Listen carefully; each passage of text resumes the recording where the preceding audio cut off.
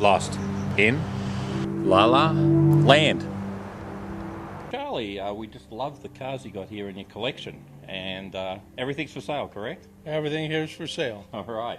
Could you just give us a little bit of information about the cars around us right here? The orange one here?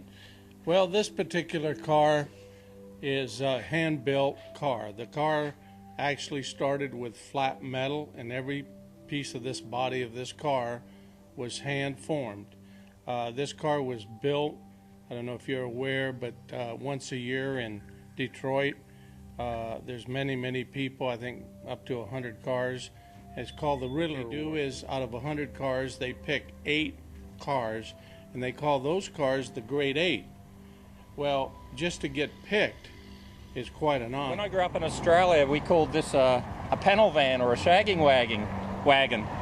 This is an old Bel Air. Can you tell us a little bit about it, Charlie? Well, this car was originally like the car inside, that 210 wagon.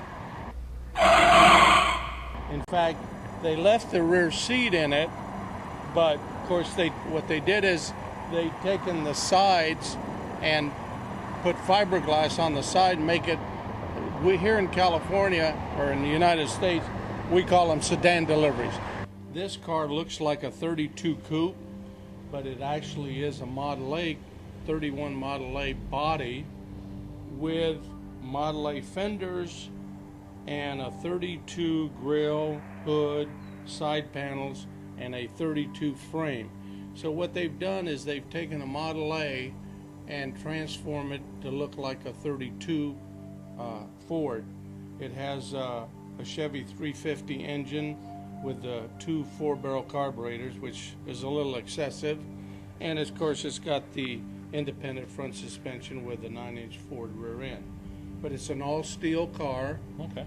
The cost to build this particular car was right at about $196,000.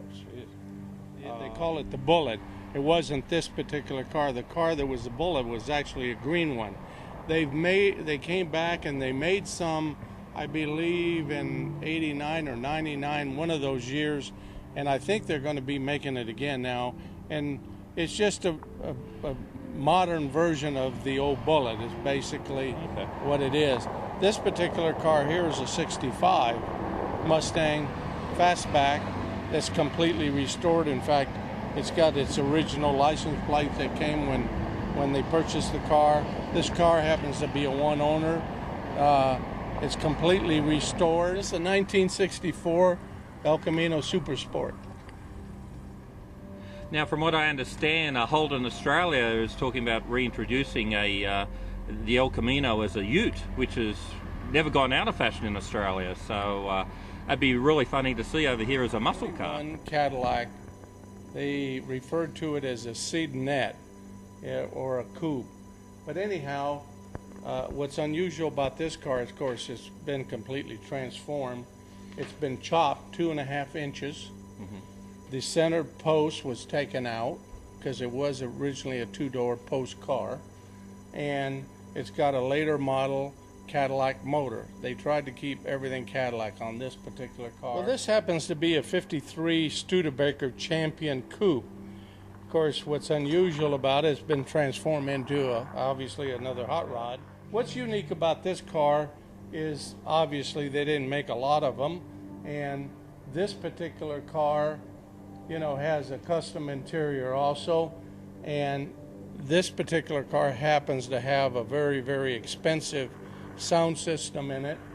Looking at the lines, I see British cars, I see French cars, just the body shape and everything. It's I don't know who copied who, but right. Just some very interesting lines in this. Well, a lot of these cars, I don't care whether it's GM or Ford or whatever, you know, they obviously have, like anybody else, they have ideas, and they get ideas from different manufacturers.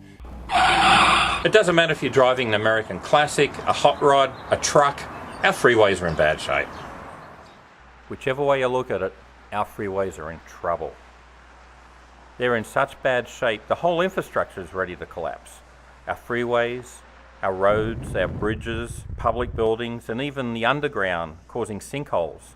Everything's 60 to 100 years old. We've ignored it for so long, We need a complete overhaul of everything. It's not popular for whichever party's in to be honest and address the issue. Not as much fun as a football stadium, a monorail or a tax break.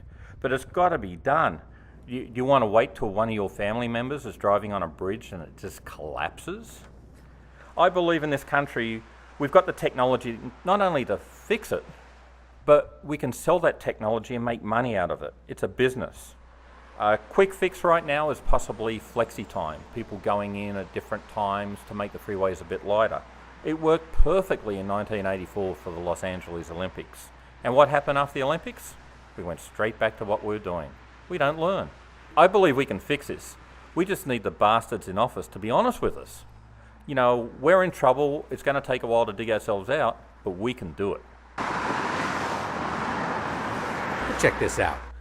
Here's the Colorado Street Bridge in Pasadena. Built in 1913, it spans more than 1,400 feet across the Arroyo Seco, linking the San Gabriel Mountains to the LA River. This beautiful bridge was part of Route 66 until 1940, but it has a dark past. You may know it better as Suicide Bridge, because during the Depression, an estimated 100 people jumped to their death. You may have seen this bridge in films or TV. The Tramp with Charlie Chaplin, the last episode of the original TV show Mission Impossible, and the movie Seabiscuit all used Suicide Bridge. Also in the neighborhood is the Gamble House, Christopher Lloyd's home in Back to the Future. The Pasadena Public Library was used in Foul Play with Goldie Hawn.